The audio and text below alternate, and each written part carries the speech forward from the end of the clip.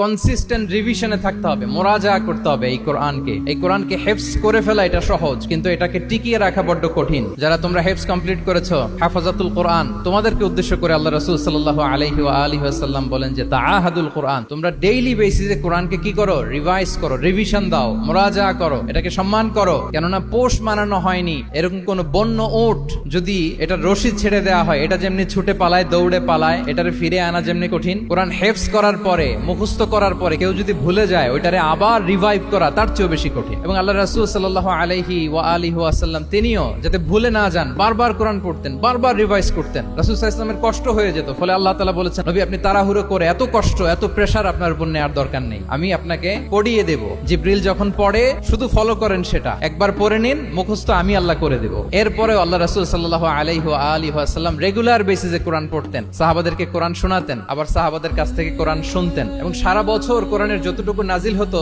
রমাদান আল মুবারাকে জিবরিল আলাইহিস সালামের সাথে রিভিশন করতেন। যে বছর তিনি ইন্তেকাল করবেন, ওই বছর দুইবার তিনি গোটা কোরআনকে জিবরিল আলাইহিস সালামের সামনে পেশ করেছেন, শুনিয়েছেন। তাহলে এটাই হচ্ছে সুন্নাহ। তিনি তো পৃথিবীর প্রথম হাফেজ নাকি? উনি রেখেছেন কিভাবে কোরআনকে, প্রিজার্ভ করেছেন কিভাবে? রিভিশনের মাধ্যমে। You have to revise a lot, you have to recite a lot. এটা আমাদের মনে থাকবে তো নাকি? শিক্ষার্থী বন্ধুরা আওয়াজ করো, মেক এ নয়েজ।